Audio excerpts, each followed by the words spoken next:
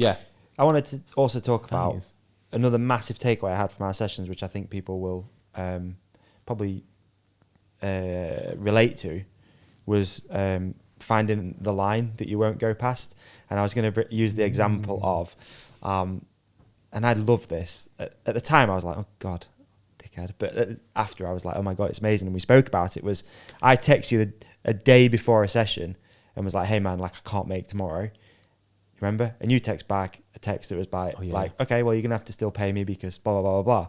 And I read it and I was like, that's amazing. I love that you've done that, because you have to have a line that you are unwilling to sort of, I don't know, unwilling to sort of go past almost. You have to have things that you are, that you stick to, that are your values. And that I feel like was really helpful for me.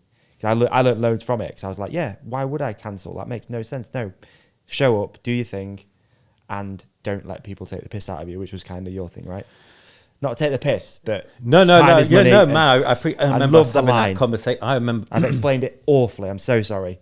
But Yeah. So basically, you were going to developing a cancel line. on me, and I was like, you can cancel on me, but you still got to pay me. Yeah.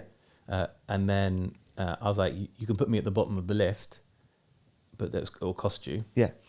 But it sparked loads of things with our conversations about lines and people kind of taking the piss, whether it's I think it's hard. It feels harsh to say to somebody they're taking the piss yeah. when you've allowed it. Yeah. Because they're completely innocent to the fact. Yeah. So this is basically fundamentals of boundaries. There is a line. It's up to you to set it. And it can be a way that you communicate. It could be how you do business, all that sort of stuff. But it is, you have to set it. This is the mad, like, no one ever taught me this sort of stuff. I've never had boundaries, all that sort of stuff. So easy going, like, whatever, man. Yeah. Like, hide my feelings. It doesn't really matter. Inside, I'm pissed off, you but just dick. swallow it. It's fine. When I actually had control over it, to send that text to you was not a comfortable thing. You know, I looked at it because, you know, you would get on. You know, I know I'm your Didn't coach. know each other that well. No, but yeah. I know your coach, you know, like there's a good connection, you know, all that sort of stuff. So instantly a part of me is kind of that people pleasing thing, being like, cool, bro. Yeah. Not a problem. And in a friendship thing, I might be like that. But it's not. Like, I'm here to make you like better. And that's out of order. And if you really want to, like everybody else, why am I getting pushed to the bottom of the list? Yeah. Like, you know, and so it was important to me to say that. And then you turned up at 10 o'clock the next day because you move things around. And that's like quite a common.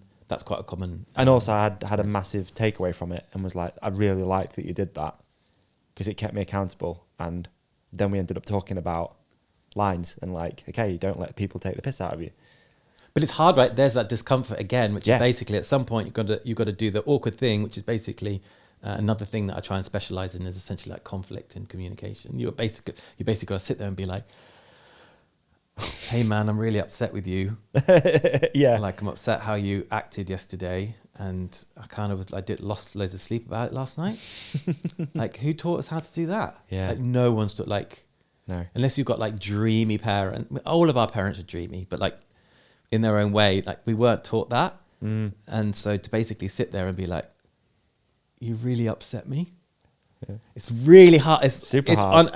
And you know, I try and work on like my marriage all the time, and sometimes I'm good, and sometimes, like, I think, you know, my wife gets annoyed with me because I probably play like the silent treatment. I probably just go a bit like, you know, how we all do in like relationships, kind of go a bit passive aggressive, being like, I'm not going to, you know, and I'm trying to be better at basically being like, hey, and I don't want to talk about this right now, and let's talk about it in 5 minutes instead when I'm feeling better. You know, all this, you know, it's trying to eliminate these kind of like natural people pleasing tendencies. Everyone benefits from it. Like, you know, I would have been annoyed with you, which would have then fractured our trust. Yeah, and the next session wouldn't have been as good. And they wouldn't have been as good. And I, in back of my mind, I'd been just like, fuck this guy. Yeah, exactly. No, I love it. I learned loads from it. And it really impacted certain decisions that we've made doing this, as you know, which we don't have to talk about. But it did, because I was like, no, there's lines that are getting crossed, and I'm just like, yeah, cool, man, all good. You know. But it's super, like, you know, like I got a message yesterday from somebody I'm working with, and you know, after the first session, fed back being like, it'd be great if we could focus on this and maybe talk like this and kind of structure it like this. I was like, cool. Yeah. I'm not upset. Yeah. You know, that's amazing. I need that. You know, there's no conflict in that. No. It's great to know what you want. And we can totally do that. Yeah. It's net positive, but we think it's not net positive, right? We think that it's going to cause like people are going to fall out with us, all that sort of stuff.